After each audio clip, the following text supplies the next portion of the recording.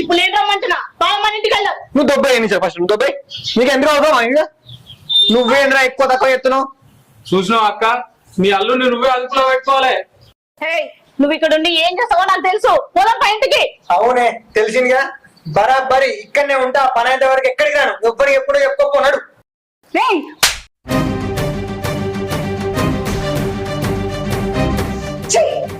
ఇంకా మారా మొదటిసారి నువ్వు తప్పు చేసినప్పుడే నా బిడ్డ పోలీస్ స్టేషన్ పోయి కంప్లైంట్ ఇద్దామంది.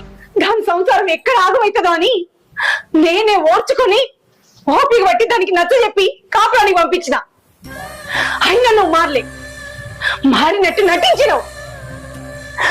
ఇప్పుడు మళ్ళీ అట్లనే ప్రవర్తిస్తున్నావు. అరే అత్తంటే ఏమనుకుంటున్నావు? తల్లి లెక్కరా తల్లి లెక్క. తల్లితో ఇంకెట్లనేనా చేసేది?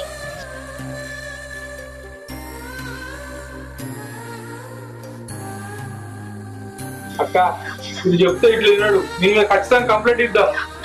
అద్దు తమ్ముడు ఎంత కాదన్నా అల్లుడే అదే నా కొడుకు ఇట్లాంటి పని చేస్తే పోయి జైల్లో పెట్టుకుంటానా నచ్చ చెప్పుకుంటా. చూసినావారా ఇప్పటికన్నా మారరా. నా కొడుకు అనుకొని నిన్ను బుద్ధి మాటలు చెప్పుకుంటున్నా అయినా నువ్వు మారతలేవు.